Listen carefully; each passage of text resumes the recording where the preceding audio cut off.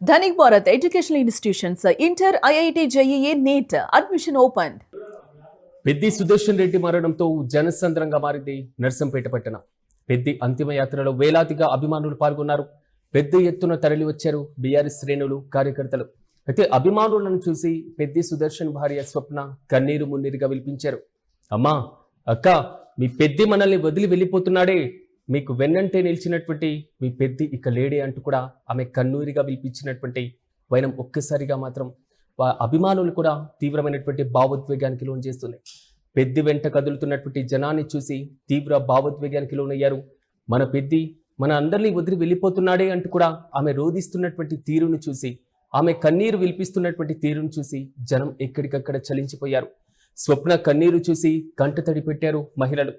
అయ్యో దేవుడా, ఎంత పని చేశావంటూ కూడా మహిళలు కన్నీరు మున్నీరుగా విలిపించారు. యూటీవీ స్క్రీన్ పైన విజువల్స్ లో మనం చూడొచ్చు. పెద్ది అంతిమ యాత్ర సాగుతున్నటువంటి నేపథ్యంలో నర్సంపేట నియోజకవర్గంలో భారీ స్థాయిలో కార్యకర్తలు, అభిమానులు అక్కడ ఉన్నటువంటి ప్రతి ఒక్కరు కూడా చేరుకున్నటువంటి వైనం. ప్రతి ఒక్కరు కూడా కన్నీరు పెడుతూ కూడా స్వప్నకు ఒక రకమైనటువంటి భావోద్వేగ పూరితమైనటువంటి అంశాన్ని చెప్తున్నటువంటి పరిస్థితులు చూస్తున్నాం. సో నర్సంపేట వైపే గుండె కోతతో పరుగులు తీస్తున్నటువంటి కార్యకర్తలు, సో మా నాయకుడిని మేము కోల్పోయామనేటువంటి ఆవేదన ఓవైపు కనపడుతుంటే, లక్షలాదిగా తరలి వస్తున్నటువంటి అభిమానులను చూసి, భారీ స్థాయిలో తరలి వస్తున్నటువంటి కార్యకర్తలను చూసి ఆయన యొక్క భార్య స్వప్న కూడా తీవ్ర భావోద్వేగానికి లోనయ్యారు. నా భర్త ఇంతమందిని అభిమానుల్ని సంపాదించుకున్నారు, ఇంతమందికి ప్రజాసేవ చేశారు, సో మీ అందరికీ నా భర్త లేరు అనేటువంటి విషయాన్ని ఆమె గుండెలు బాదుకుంటూ కూడా ఆవేదన వ్యక్తం చేస్తున్నటువంటి విజువల్స్ ను యూటీవీ స్క్రీన్ పైన మనం చూస్తున్నాం.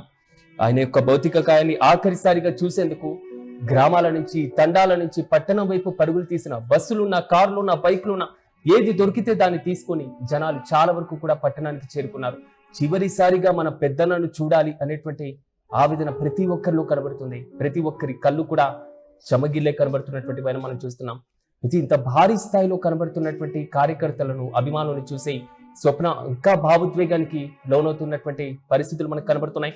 ప్రధానంగా మీకు వెన్నంటే నిలిచినటువంటి మీ పెద్ది ఇక లేడే అంటూ కనిపించినటువంటి జనాలను ఆమె చేతులు చూపిస్తూ, గుండెలు బాదుకుంటూ కూడా ఆమె భావోద్వేగానికి లోనవుతున్నటువంటి దృశ్యాలు అందరినీ కంటతడి పట్టిస్తున్నాయి.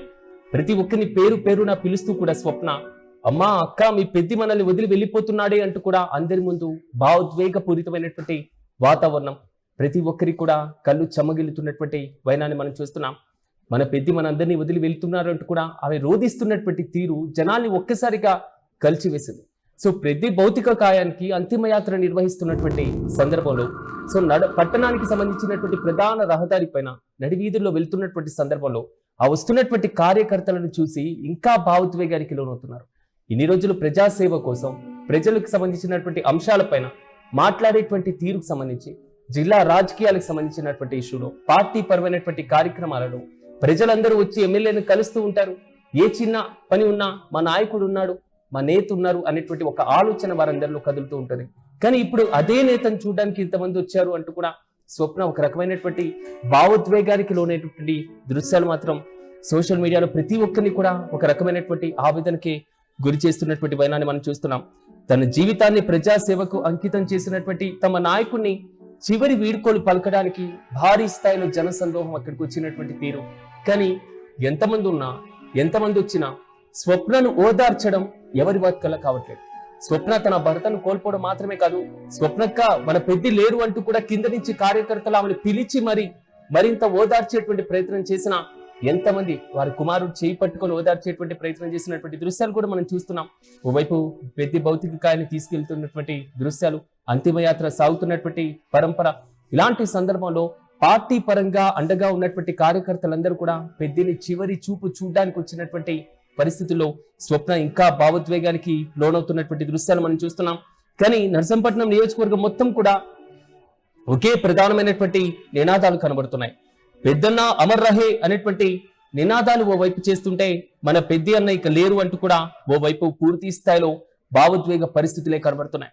అమ్మా, అక్క, మీ పెద్ది మనల్ని వెళ్ళిపోతున్నాడే అంటూ ఆమె అందరికీ చేతులు చూపిస్తూ గుండెల్ని బాదుకుంటూ రోధిస్తున్నటువంటి దృశ్యాలు ఇప్పుడు పూర్తి స్థాయిలో అందరినీ ఆవేదనే రేకెత్తిస్తున్నటువంటి పెద్దితో తమకున్నటువంటి అనుబంధాన్ని అందరూ గుర్తు చేసుకుంటున్నారు. పెద్ది మనతో గడిపినటువంటి క్షణాలను అందరూ గుర్తు చేసుకుంటున్నారు. ఏ చిన్న కార్యక్రమం ఉన్నా, ఏ చిన్న బాధ ఉన్నా, ఏ చిన్న సమస్య ఉన్నా వెంటనే నియోజకవర్గానికి సంబంధించి వెళ్తే ఆ సమస్యకు పరిష్కారం లేనిదే పెద్ద కుటుంబం నుంచి మళ్ళీ వెనక్కి రాము అనేటువంటి ఆలోచన ప్రతి ఒక్కరిలో కదులుతూ ఉంటది. సో భారీ స్థాయిలో యూటీవీ స్క్రీన్ పైన మనం విజువల్స్ లో చూసుకోవచ్చు. పెద్ది చివరి అంతిమ యాత్రకు సంబంధించి, తమ జననేతకు సంబంధించి చివరిసారి చూసుకోవడానికి భారీగా అక్కడ కార్యకర్తలు వచ్చారు, భారీగా అభిమానులు చేరుకున్నారు. వారందరినీ చూసి ఎంతమంది ఓదార్చినా, స్వప్న పెద్ది సతీమణి ఎంత ఓదార్చినా కానీ కన్నీరు మున్నీరు కానీ విలిపిస్తున్నటువంటి తీరును మనం చూస్తున్నాం.